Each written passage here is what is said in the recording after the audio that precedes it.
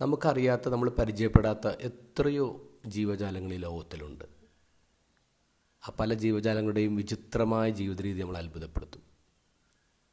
ഓസ്ട്രേലിയയിലെ തെക്ക് കിഴക്കൻ വനങ്ങളിൽ മാത്രം കാണുന്നൊരു ജീവിയുണ്ട്, ആൻടെക്കിനസ്. നമ്മുടെ നാട്ടിലെ കുഞ്ഞു എലികളെ പോലെ ഇരിക്കും, കുറച്ചധികം രോമം ഉണ്ടാവുമെന്ന് മാത്രമേ ഉള്ളൂ.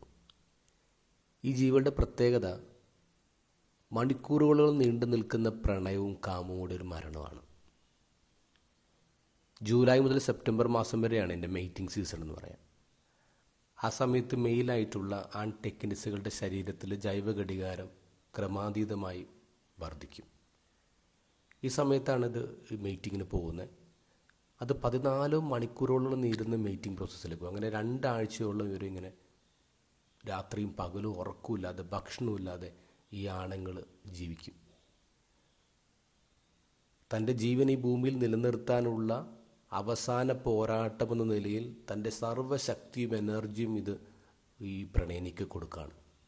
അങ്ങനെ തീവ്രമായ ലഹരിക്ക് ഇതിന് കൊടുക്കേണ്ടി വരുന്ന വില ഇതിൻ്റെ ജീവൻ തന്നെയാണ്. ഈ മീറ്റിങ്ങിൻ്റെ സമയത്ത് ടെസ്റ്റോസ്റ്ററോൺ ഹോർമോൺ ഇങ്ങനെ ക്രമാതീതമായി വർദ്ധിക്കും. അതോടൊപ്പം തന്നെ സമ്മർദ്ദ ഹോർമോണായ കോർട്ടിസോളും ഇങ്ങനെ ഉൽപ്പാദിപ്പിക്കപ്പെടും. അപ്പോൾ ഈ കോർട്ടിസോളിനെ നിയന്ത്രിക്കാൻ ശരീരത്തിന് സാധാരണ സാധിക്കും, പക്ഷേ ടെസ്റ്റോസ്റ്ററോൺ കൂടുതൽ വരുന്നത് കൊണ്ട് നിയന്ത്രിക്കാൻ പറ്റാതെ ഇതിൻ്റെ തന്നെ ഹോർമോൺ ഇതിൻ്റെ ശരീരത്തിൽ വിഷമായിട്ട് മാറാണ്. അങ്ങനെ ഇൻറ്റേർണൽ ഹെമറേജ് വന്നിട്ട് ഈ ജീവി രോമമൊക്കെ കൊഴിഞ്ഞ് മരിക്കുകയാണ്. അപ്പോൾ കുഞ്ഞുങ്ങൾ ജനിക്കുന്നതിന് മുമ്പ് അപ്പൻ മരിക്കും. ഇനി അപ്പൻ മരിച്ചു കഴിഞ്ഞൊരു ശവമല്ല, അത് പോഷക സമൃദ്ധമായൊരു ഫുഡാണ്. എന്നിട്ട് ഈ പ്രണയിനി ആ ശരീരത്തെ ഭക്ഷിക്കും.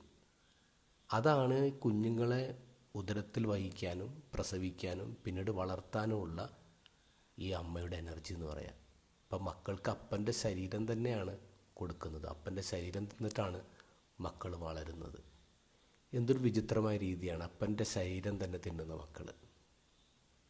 ഇന്നു മുതൽ നമ്മൾ കേൾക്കുന്ന ഗോസ്പലുണ്ടല്ലോ, അത് ജീവൻ്റെ അപ്പത്തെക്കുറിച്ചാണ്.